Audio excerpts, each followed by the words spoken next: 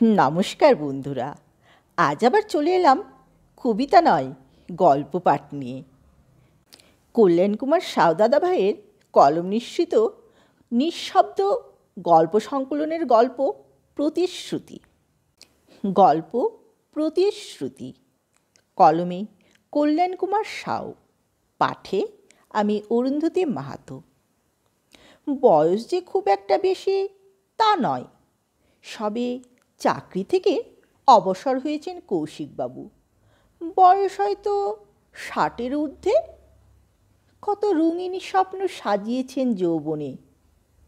নিজের জীবনের প্রতিটি মুহূর্তের আনন্দধারাকে অবসরের পরে আবার রাঙাবেন নতুন রঙে। স্ত্রী বিপাশা ও কৌশিকবাবু দুজনেই সরকারি স্কুলের শিক্ষক ও শিক্ষিকা, কিন্তু দুজনের পদস্থাপনা ভিন্ন জায়গায়। কৌশিকবাবুর পদস্থাপনা গ্রাম থেকে প্রায় 100 মাইল দূরে একটা শহরে। সপ্তাহে একদিন রবিবারের ছুটিতে বাড়িতে এলেও সন্তানদের সাথে আর মেলামেশার সুযোগ করে উঠতে পারেননি তিনি। সারাটা সপ্তাহের কাজের সব ব্যস্ততায় স্ত্রী বিপাশার সাথেও শুধু কয়েক ঘন্টার কথা। তারপর আবার সেই কাক ভোরের আগেই ভোর 4টের ট্রেন ধরে চলে যেতে হয় চাকরিস্থলের শহরে।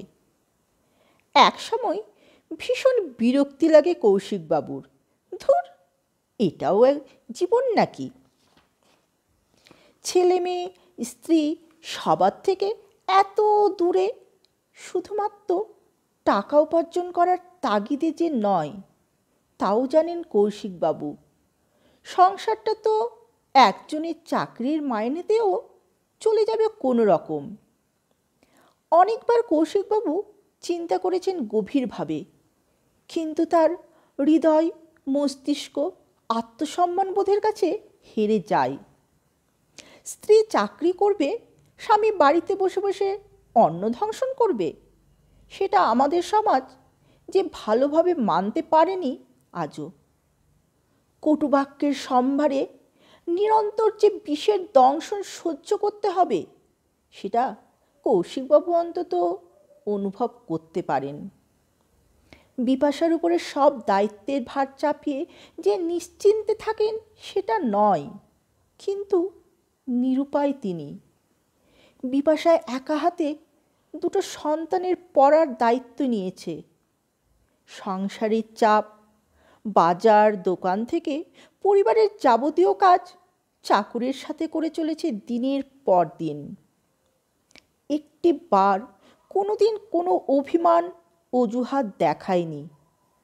এখানেই কৌশিকবাবুর হৃদয় বিদরিত হয়।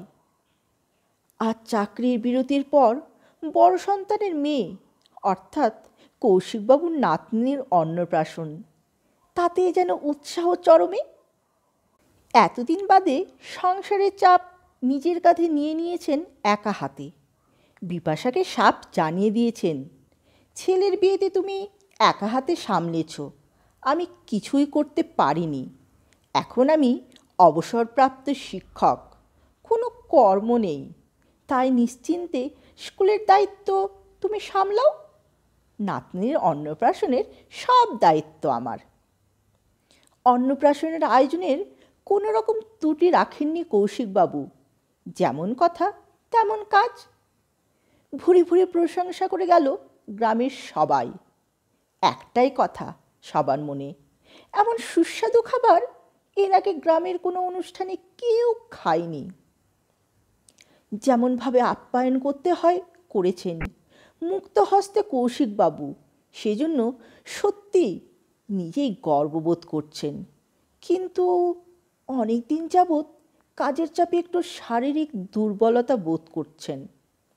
মনে মনে চিন্তা করলেন, আজ রাত্রে গভীর ঘুমে ঘুমাবো, আর সকালে বেলাতে উঠলে ক্লান্তি থাকবে না। তিনি জানতেন না হয়তো গভীর নিদ্রার পরে আর বেলার সূর্যোদয় দেখা তার ভাগ্যে নেই।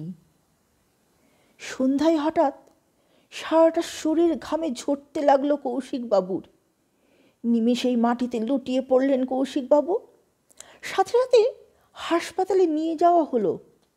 ডাক্তারবাবু মৃত ঘোষিত করে দিলেন কিছুক্ষণ পরীক্ষা করার পরই। আর চিকিৎসার প্রয়োজন হলো না। কৌশিকবাবু চিরনিদ্রায় চলে গেলেন। ডাক্তারবাবু বললেন, অনেক দিন যাবৎ হৃদরোগের অসুবিধা ছিল, হয়তো বিশ্রামে থাকতেন বলে অসুবিধা হয়নি। বেশি শারীরিক পরিশ্রমের ফলে হৃদয়ে আক্রান্ত হয়েছে। নিমেষেই আনন্দের উৎসব করুণ রোদনে পরিবর্তিত হলো। বিপাশার চোখে জল নেই, কিন্তু যেন তার ভাগ্যবিধাতা শুধুই মরুভূমির শুষ্ক বালির অসংখ্য পাহাড় সৃষ্টি করেছেন। যে স্বামীর অপেক্ষায় দীর্ঘ 40টা বছর কাটালেন, বিধাতা সেই অপেক্ষার এইভাবে অবসান ঘটালেন।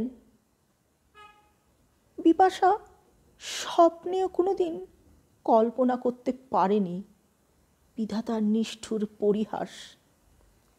আর তো মাত্র 6 মাসের কথা ছিল। তারপর বিপাশার কর্ম অবসরের পর শেষ বয়সটা একসাথে কাটাতেন।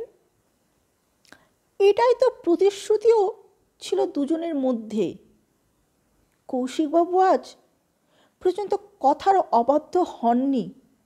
তাহলে আজ প্রতিশ্রুতি দিয়ে কিভাবে চলে যেতে পারেন? বিপাশা কিন্তু প্রতিশ্রুতির অবহেলা করল না। যে স্বামীর সাথে একসাথে থাকার প্রতিশ্রুতি দিয়েছিল, সেই প্রতিশ্রুতি সে রক্ষা করতে পেরেছে।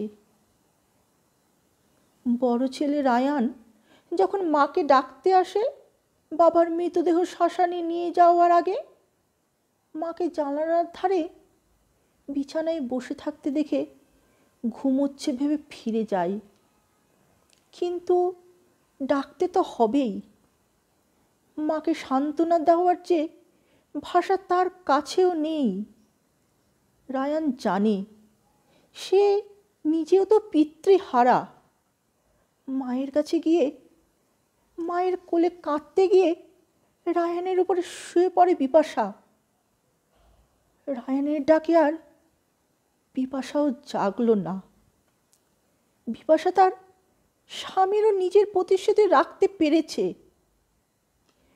2 অনাথ সন্তানকে ছেড়ে বিপাশা ও কৌশিক একসাথে চিতার আগুনে উঠে পড়ল।